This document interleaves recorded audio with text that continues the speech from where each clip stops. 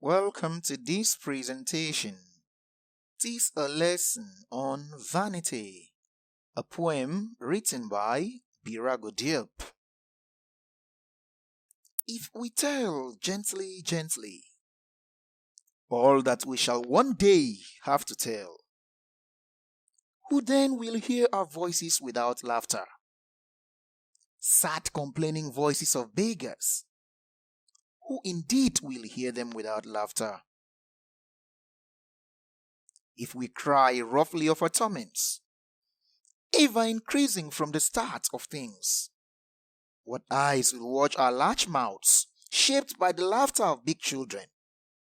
What eyes will watch our large mouths? What hearts will listen to our clamoring? What ear to our pitiful anger, which grows in us like a tumor, in the black depth of our plaintive throats?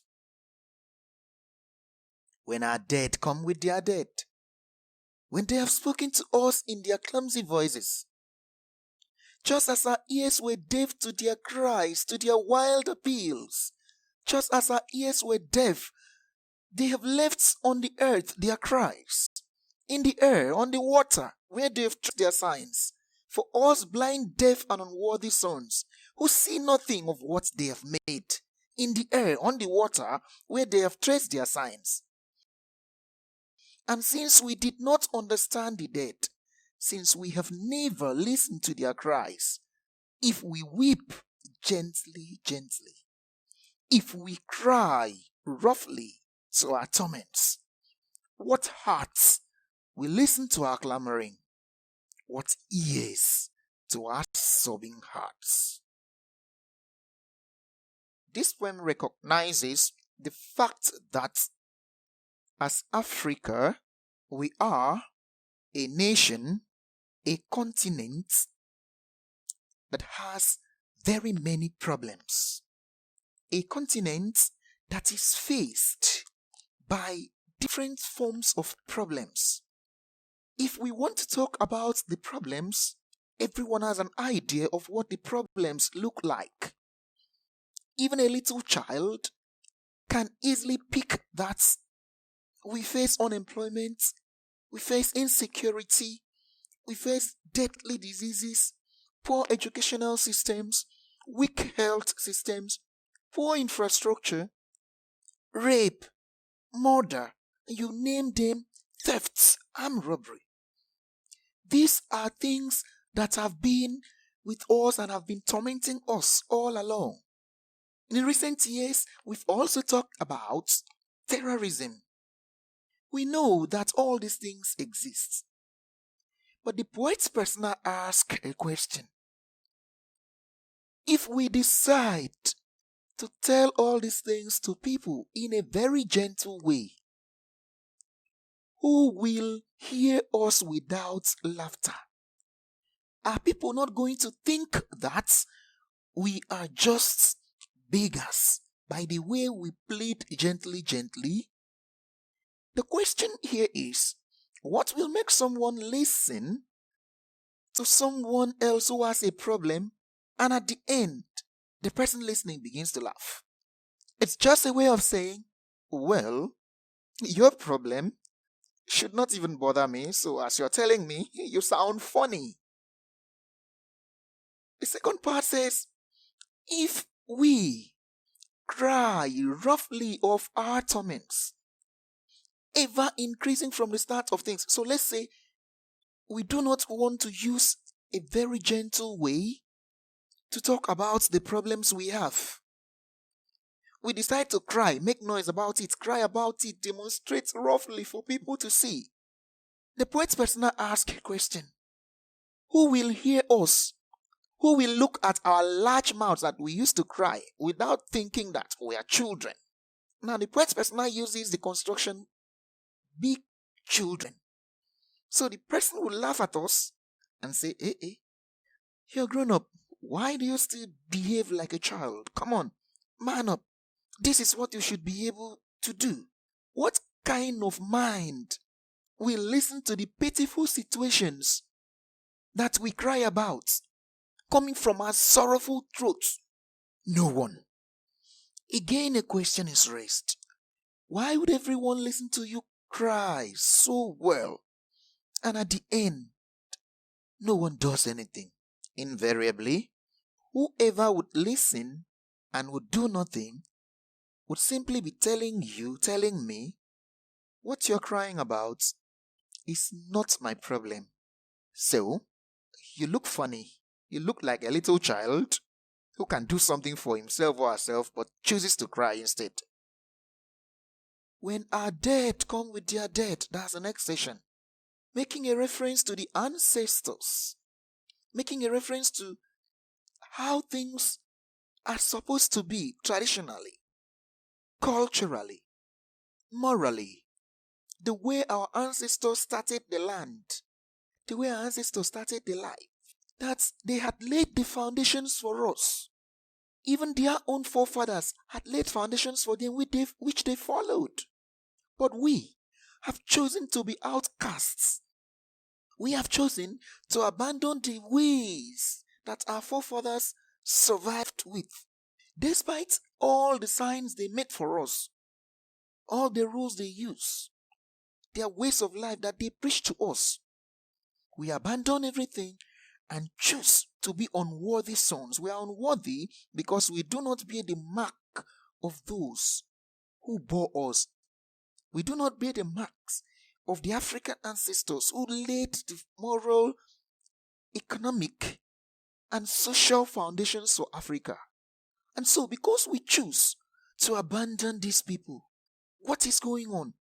We are now in a world of our own. So, this particular stanza is trying to say that the problems we cry about, which people refuse to help us on, are the problems we created for ourselves by living our own ways of life, which were created by our ancestors. The poem comes to an end with an emphatic statement that since we do not understand our dead, since we do not pay attention to our traditions, the foundations that were laid by our ancestors, since we have abandoned our economic ways, since we've abandoned our social life, since we've abandoned our religious ways, to stay as confused outcasts in our continent, since we have left our ways of livelihood to wait for foreign ways of making money, there is no way we would say it, there is no way we'll talk about our problems that people will take pity on us. So if you like, let's cry about unemployment. As far as the land is there and we cannot cultivate, we're waiting for white collar job. We are on our own. If you like, let's cry about criminal activities. As far as everyone believes in making it quick against the values of our grandparents and our forefathers, which centered around hard work, then there is no way, because we celebrate quick wealth. And so because we celebrate and run after quick wealth, every one of us should be ready to face whatever comes out in form of crime, because people even resort to crime as a way of making quick money to please the society. So as far as we do not want to pay attention to our ways, the foundations that were laid for us, no one will listen to us in the world. Even if we cry, even if we weep, even if we smile about it, no one will care about it. Let's go to the themes. First one, number 1, is self-inflicted problems. In the instance of self-inflicted problems, we can talk about stanza 3 of the poem, which said, our dead come with their dead. So our ancestors had laid the foundation. Is it in terms of employment? They were good on their fields. They were good fishermen. They farmed. And from the products of the land, they made their earnings. They survived peacefully. They had rules which were not broken. Justice, even though sometimes came in very raw forms, was served to everyone. And hardly did the founding fathers of Africa pay attention to what money could bribe to get. But now we've left all those things. If you even talk about farming now, not even the youths, the mature ones, the adults would laugh at you. Because everyone wants to answer A title that comes from the office waiting for a monthly salary. And how many offices exist? This is one of the ways that we've created problems for ourselves. Of course, you can think about many other ones, many other things we've done which have led us astray. Number 2, the belief in ancestors. Again, stanza 3, which makes a reference to our dead, means that there is still a level of belief expressed by the poet persona in our founding fathers. A belief in the fact that what they did, their ways were right. A belief in the fact that they had a perfect solution to the problems. A belief in the fact that they started Africa in a way that laid the foundation for Africa to be Africa. There is a trust in their ways. Probably that explains why, during their time, someone could put an item outside to sell without sitting to sell. Then another person will come to buy, would pick, let's say, a bunch of the bananas and would drop the money equivalent and will go away. But can we try that again now? No. So that means there's a belief in a particular aspect of lives of the ancestors which was perfect and which should have served everyone right. The third theme is disconnect between the living and the dead. Our foreparents are dead and gone. We are still alive. Because they are gone, we no longer relate with them.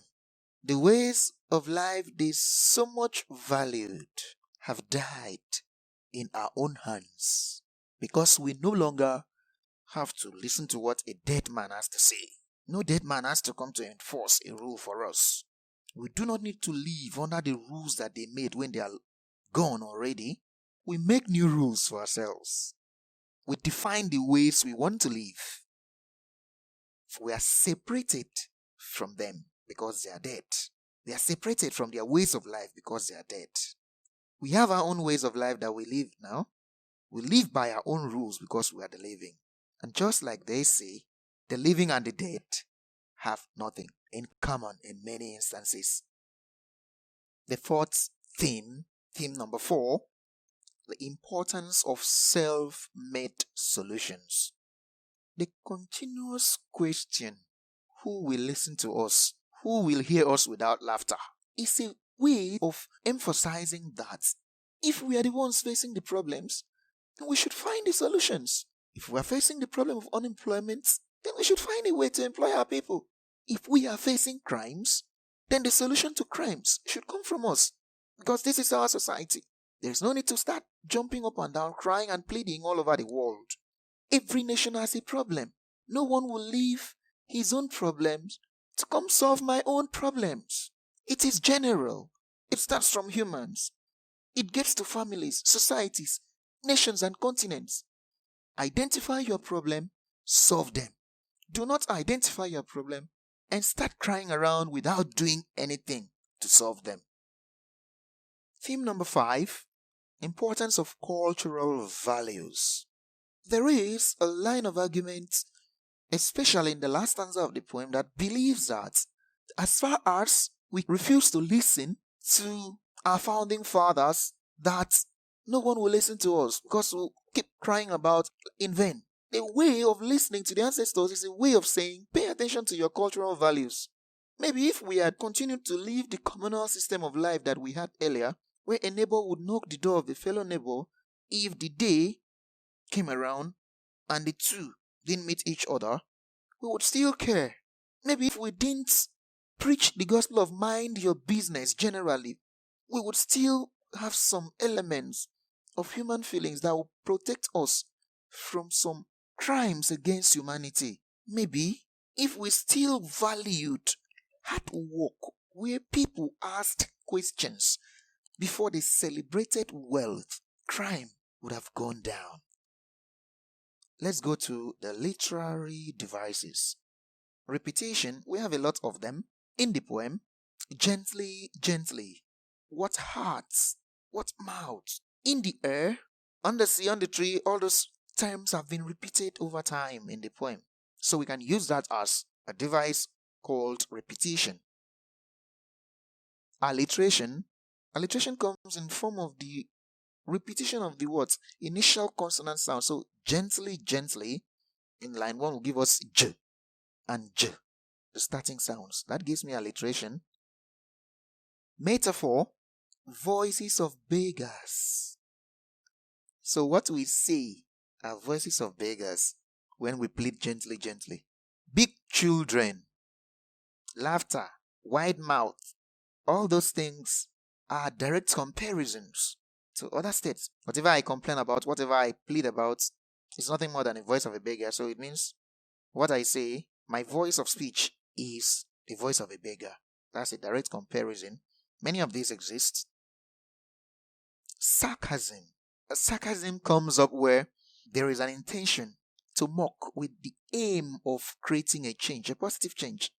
So large mouths, it's a polite insult. Big children, it's a polite insult also. So just like someone will say, hey, see your large mouth, can you cover that?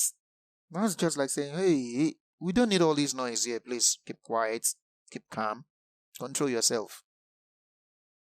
Simile, like tumor. So look at line 13. Find that going, which grows in us like tumor. There's a flow like that that leads us to that figure of speech. Rhetorical questions. These ones are many. Who indeed will hear them without laughter? Question of emphasis. No direct answer is needed, but there is a level of emphasis that comes to say, no one will hear them without laughing at us. Synecdoche.